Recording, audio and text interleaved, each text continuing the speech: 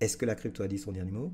Je ne sais pas, mais Tesla a pris une décision qui quand même change la donne. Yo le squad, je me présente, je m'appelle Phil et ici on parle de comment se dégager de la marge de manœuvre financière en augmentant notre game mental et en développant des business en ligne. Alors si c'est quelque chose qui t'intéresse, n'hésite pas à t'abonner à la chaîne. Alors je ne suis pas Monsieur TK et je ne suis pas un expert de crypto. C'est pas parce que j'ai un rig avec deux pauvres cartes graphiques pour miner de l'Ethereum que ça fait de moi une éminence grise en Bitcoin ou en blockchain. J'ai déjà traîné avec des entrepreneurs qui ont mené des startups en bourse et ils les ont transformés en business qui valent des milliards. Ils sont devenus milliardaires eux-mêmes, et dans mon cercle privé, j'ai des amis proches qui ont déjà levé jusqu'à 15 millions de dollars pour leur business. J'ai une petite perspective sur pourquoi une entreprise comme Tesla est en train de faire ce qu'il faut. Regardons cette nouvelle extrêmement intéressante, comme quoi Tesla aurait vendu 75% des cryptos qu'elle détenait. Vous pouvez vous imaginer, quand j'ai vu le truc, ma tête a complètement explosé. La BBC le confirme, Reuters le confirme, et je vais même ajouter un tout petit bout de l'appel aux investisseurs qui a été fait hier soir par Elon Musk. Si tu veux vraiment écouter l'heure et demie de l'appel en anglais, je te laisse le lien en description. Additionally, we converted a majority of our Bitcoin holdings to fiat for a realized gain, offset by impairment charges on the remainder of our holdings, netting a $106 million cost to the P&L included within restructuring and other.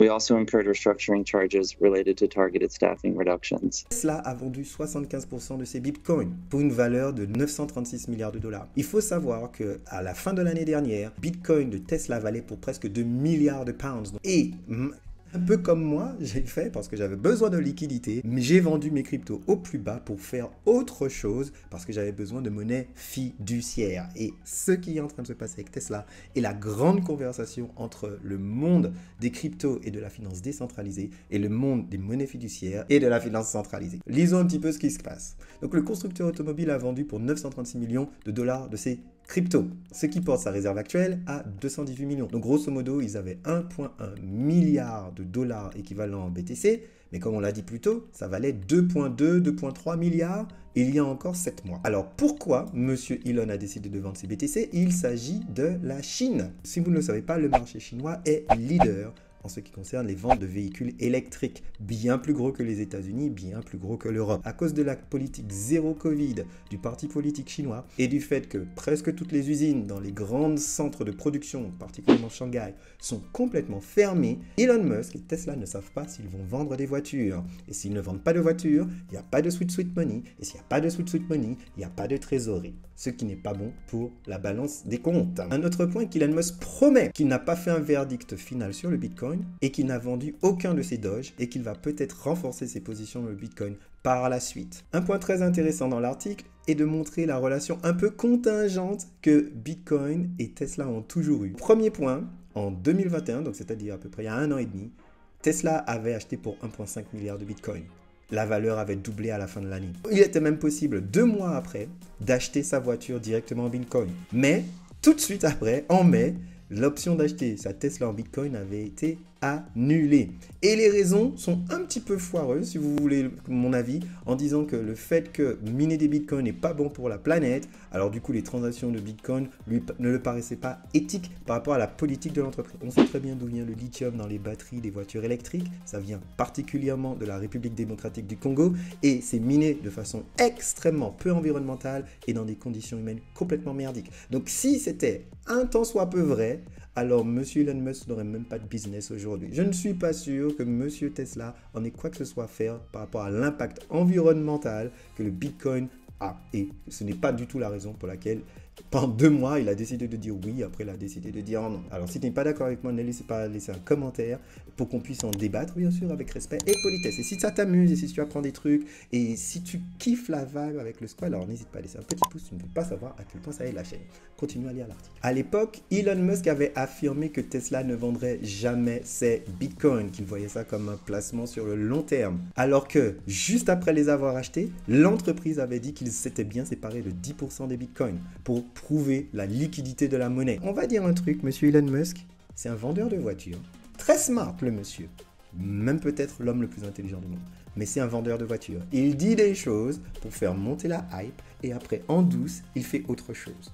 Encore une fois, moi je ne me base pas sur son apparence, je me base sur la timeline, sur ce qu'il fait et sur ce qu'il fait faire son entreprise. L'histoire entre Bitcoin et Tesla n'est pas terminée. à voir ce qui va se passer. Mais si on regarde l'effet qu'a eu cette vente sur le prix du Bitcoin, on voit qu'en fait, il n'y a pas eu grand-chose. Il ne s'est vraiment pas passé grand-chose. On dirait même plus que la valeur a augmenté au cours de la dernière annonce. À voir au cours des prochaines heures et des prochains jours l'impact réel de presque 1 milliard de dollars équivalent Bitcoin qui ont été vendus en un seul coup par une grosse baleine, hein, il faut dire la vérité, du business qui était en fait Tesla. Donc franchement, qu'est-ce que ça veut dire d'un point de vue business, d'un point de vue entreprise, et qu'est-ce qu'on peut se dire sur le futur du Bitcoin? Le point de vue positif, c'est que le Bitcoin représente vraiment un effet des liquidités. Tu as besoin de sous, tu peux vendre tes Bitcoins, c'est très rapidement liquide et tu peux après mettre ça sur ta balance des comptes juste avant ton appel avec les investisseurs trimestriels. Donc oui, une entreprise peut utiliser les Bitcoins comme une valeur refuge pour après influencer son bilan comptable. Donc ça, c'est plutôt pas mal. Par contre, d'un point de vue négatif, Tesla, avant de vendre ses Bitcoins, à mon humble avis, aurait pu faire 3 choses. Premièrement, lever de la dette. C'est-à-dire appeler une banque en disant « J'ai besoin de sous, s'il te plaît, donne-moi des sous. J'ai besoin de financer ma trésor au cours des prochains mois parce que la Chine est fermée. » Par contre, on voit bien que tout ce qui est lié à de la dette, ici, ne fait qu'augmenter, voire même exploser, si on regarde bien, au cours des 4 derniers trimestres. Le souci avec ça, c'est un petit peu comme si tu appelais ton banquier pour lui dire « Au fait, je suis déjà endetté, mais est-ce que tu peux me faire encore plus de dettes pour que je puisse juste financer mon lifestyle ». Ça ne marche malheureusement pas comme ça, parce que là, ce n'était même pas pour financer un projet de l'investissement, une nouvelle usine, faire une acquisition. C'était juste pour garder les lumières allumées. Donc, un lever de la dette, ce n'était juste pas possible.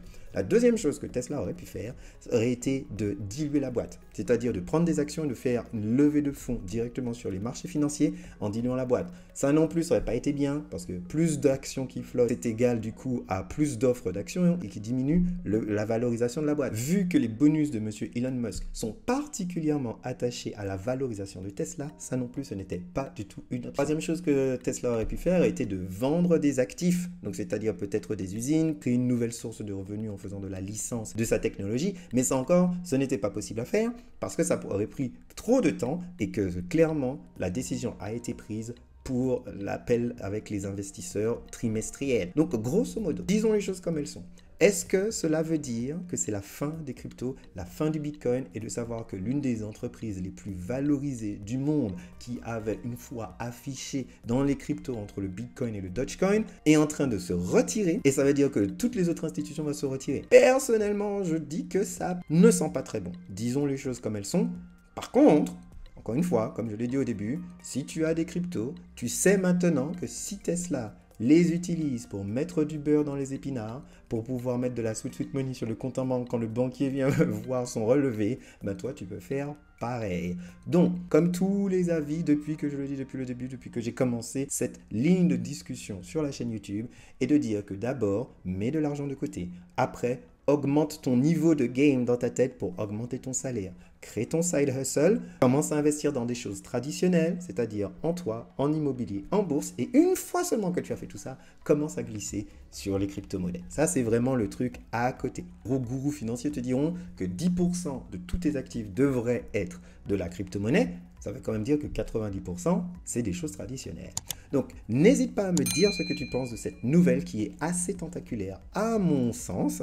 Laisse un pouce sur la vidéo si elle t'a éduqué, si elle t'a amusé, si elle t'a éclairé un petit peu l'esprit. N'hésite pas à laisser du love dans les commentaires pour animer le squad. Et comme tu le sais, je trinque à ton succès.